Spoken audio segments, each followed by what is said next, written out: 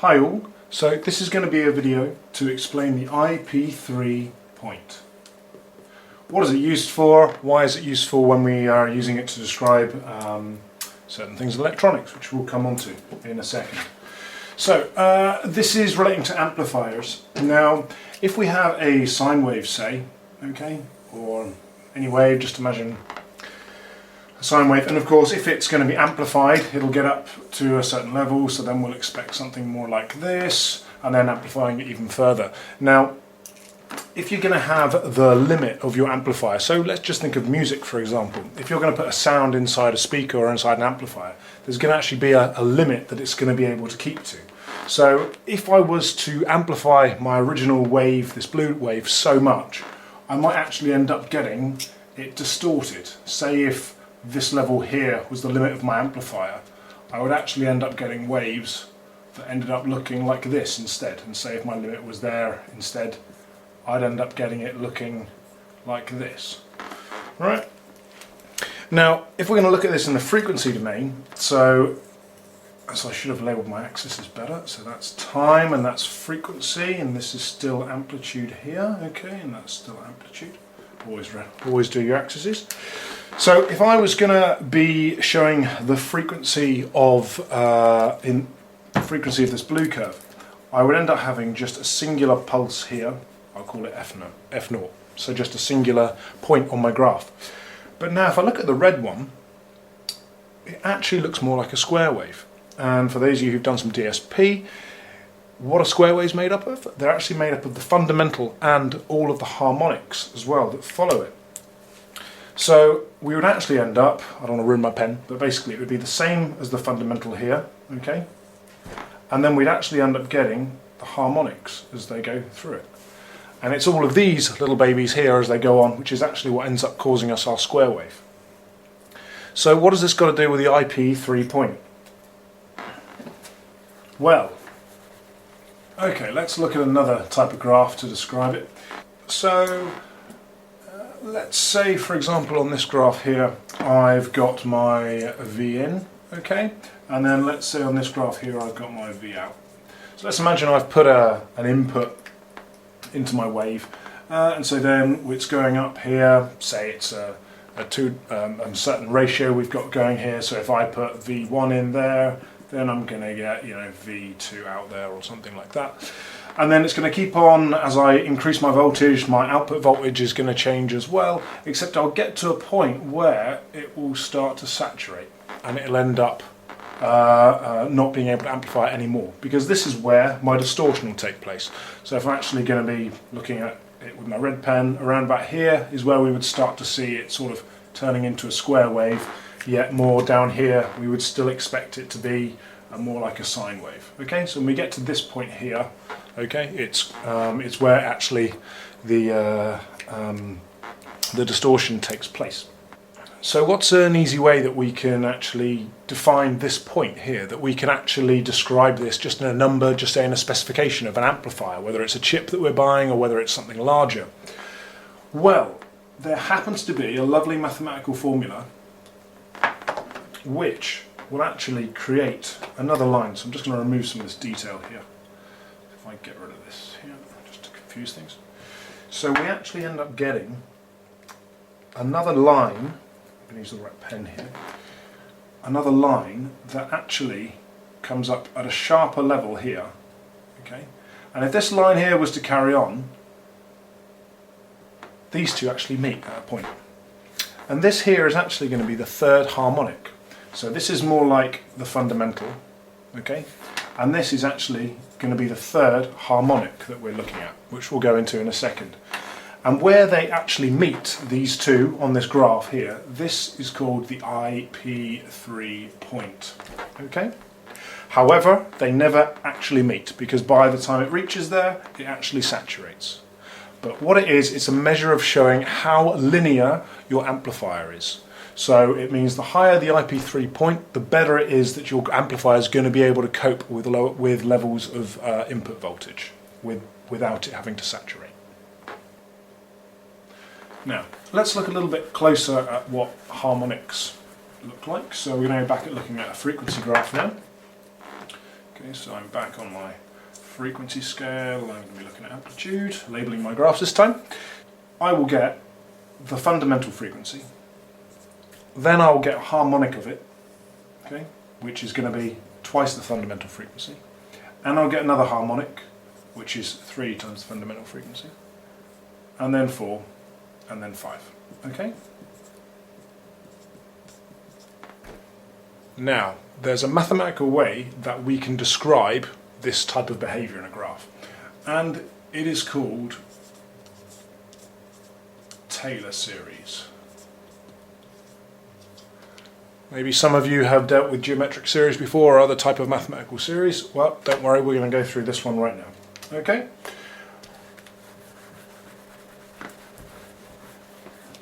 Therefore, what is Taylor series? This is how it is shown. So I'm going to say that y, and don't worry, we're going to go through this bit by bit, just write it all down, and then hopefully you should get it by the end. So we end up getting y is a0, okay, so it's a constant, plus a1 of x plus, a1, a2 of x squared plus a3 of x cubed plus a4, you get the idea, and it goes on.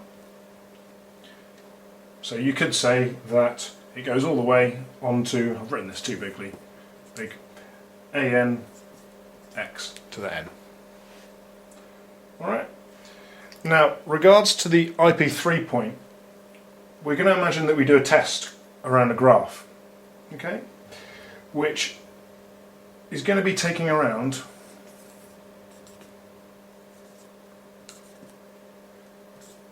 that we have two waveforms, okay, close to each other, all right, and we're going to say that's at 2 gigahertz, okay, and that's at 2.01 gigahertz. And then what we're going to do is we're going to amplify these two signals and amplify until we get to a point. And what's going to happen is later on, the harmonics of these up to a certain level at a certain point here, these will end up getting bigger, which will actually interfere with the original waves. That's actually what's going to happen. So the harmonics of these waves will get so big that they'll end up actually interfering back with what it is.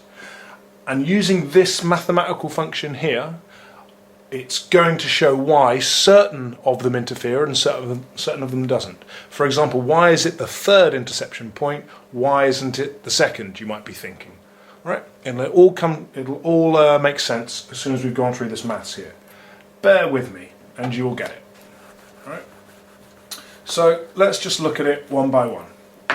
So first of all, if we're looking at A0, that's quite simple, okay? That's the same as, so when I have, back in the day, when you're at school, if that was y, that was x, and you have y is equal to mx plus c. If you should remember, m is the gradient, which is this point here, x is x, y is what we're looking for, and c is the point where it crosses the x-axis here. Okay, so that is the same as saying my A0. Right, that should be pretty easy to you. This is 12-year-old stuff. If you don't know that, there'll be plenty of other videos on why y equals mx plus c. Now let's go into the next bit. So let's look at the A1x. So if I'm going to look at my two frequencies, right? So let's go back, let's just put the graph up a sec. Okay. Let's say instead of calling it 2 gigs and 1 gig, so again, label graphs, always important, sorry, AF. Let's call this omega A and let's call this omega B. Alright? These are going to be my two frequencies. And so in fact, I'm going to say that X, in this case, is actually going to be equal to, mathematically written, cos omega A plus cos of omega B. Right? So now we're starting to translate the graph into the maths. Okay? So if I was going to look at this mathematically, I would actually get that. And if you are giving me that, then I should know that I have to try and draw this. Okay? They are the same thing. They're identical. Right? So that there has basically told me then I've got A1 times by all that. Okay, so A1 times by X. This is my X, this is my A1. Alright. Now let's go to the next bit. So now I need to do A2, which is just another constant, times X squared. So what is X squared? So let's do it a bit neater this time, because that was quite bad. X is equal to cos omega A plus cos of omega B. So X squared is equal to cos omega A plus cos omega B, all squared. Any of you remember these trig identities from a long time ago? Okay. So I'm just going to run through the maths here. Missed out a bracket. Now this is actually a trig identity. Go back to your textbooks when you're 14 years old, 15 years old, and you should try and remember what these are. So I've got to do this neatly now because it's starting to get into a long equation. So X squared with a trig identity is equal to cos squared omega A plus cos squared omega B plus 2 cos omega A cos omega B. Alright, now you can see this is starting to get quite messy now, and in fact this could go on and on and on, and it actually gets quite messy unless you're careful to try and actually write this all down. I don't want to lose you, it will get boring, so I'm trying to just give you the introductions here. I suggest that you take the building blocks of this maths that I'm telling you, go through it yourselves on a long bit of paper. It will take you probably about 10-20 minutes to go through it, but it'll be really useful for you. So the other building block that I need to give you is another trig identity, which is cos of u times cos of v, okay, is equal to a half of cos u minus v plus cos of u plus v. Right? Well,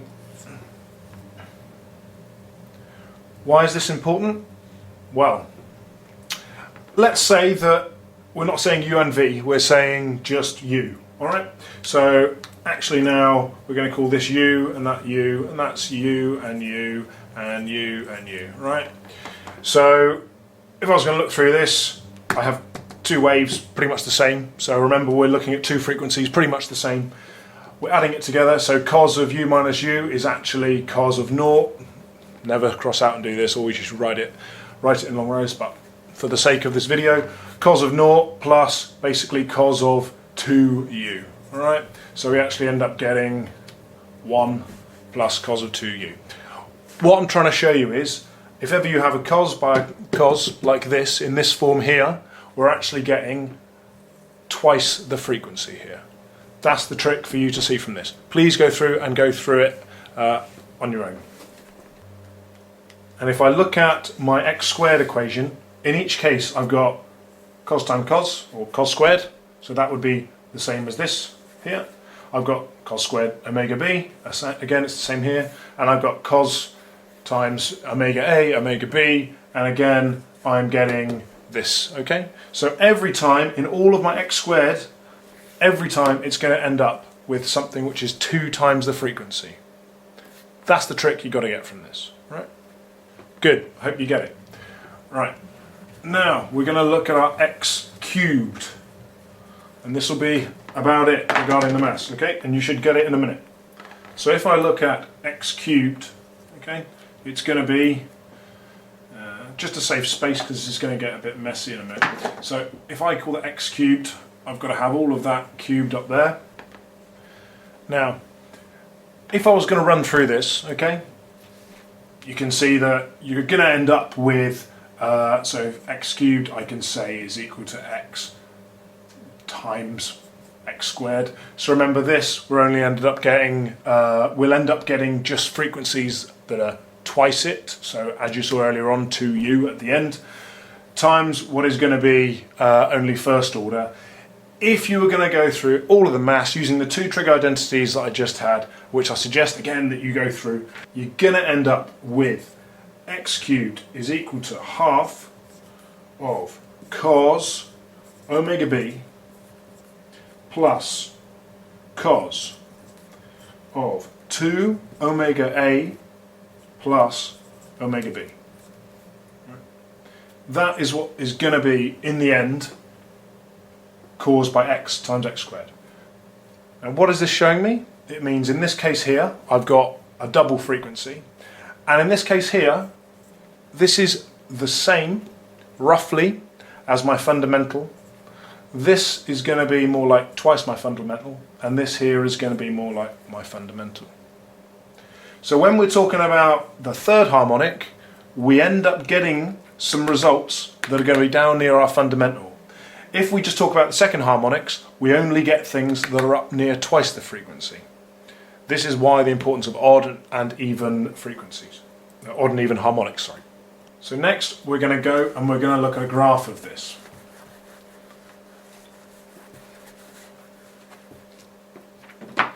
So if I end up looking at, so say I've got my omega A and I've got my omega B. When you add two frequencies together, you always have the sum and the difference.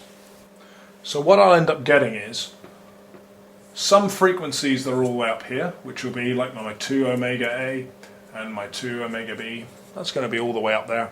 And I'll get something similar down here as well, because I'll get the differences, so I'll get the fundamental minus 2 omega L, so that's all the way down this way. But then because in my third harmonic I'm going to have these other frequencies that are going to interfere, so I'm actually going to end up here having something as well, which actually is going to be 2 omega B minus omega A, which is going to be here. And in this point here I'm actually going to get 2 omega A minus omega B is actually going to be in this point here. You can see that my third harmonics actually are interfering more than my second harmonics. Sorry about my handwriting, as usual. Are actually going to end up there. Now, usually if you had some form of circuit design, you'd probably get some sort of filtering around here, so they try and filter out actually the second harmonics. You'd only be interested in this here. But as you can see, our third harmonics are more of a problem for this. They're actually closer to interfering, and it's these that are going to cause the saturation. Because as we showed at the start of the video, the saturation that occurs, so when I increase my fundamental, so actually let's put these in red so that sort of makes a bit more sense of what we're trying to show here. Okay, so when I have my, so if this is my time and then this is my amplitude, so if I end up getting my wanted here and then I try and increase it, so I end up getting it more wanted and more wanted, but when it starts actually saturating here, when it actually starts turning itself into a square wave, that will be because of these here. Alright, which are to do with the IP3. Well, it's very difficult to explain it by a video, it's very difficult without going into the maths very deeply, hence why again I'm telling you, please go through the maths and then you'll see how it all cancels out and how it beautifully reflects down into this point here. I hope this has been useful for you. It took me a long time for me to learn what this is because I kept seeing it on specifications. What the heck is the IP3 point? What does it actually mean? And hopefully now this has helped you along the way to actually learn it. Thank you very much. Please make sure you subscribe to my videos and don't forget to follow me on my Facebook channel and also on my Twitter, which you'll see down below here. Thank you very much.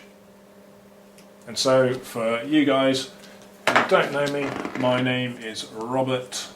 Sorry to John Webber.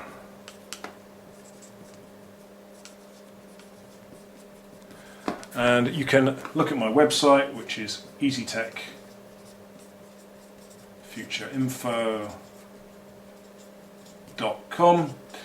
You can follow me on Twitter, which is at ETFI, and you can also see my Facebook group, which is Easy Tech Future Info.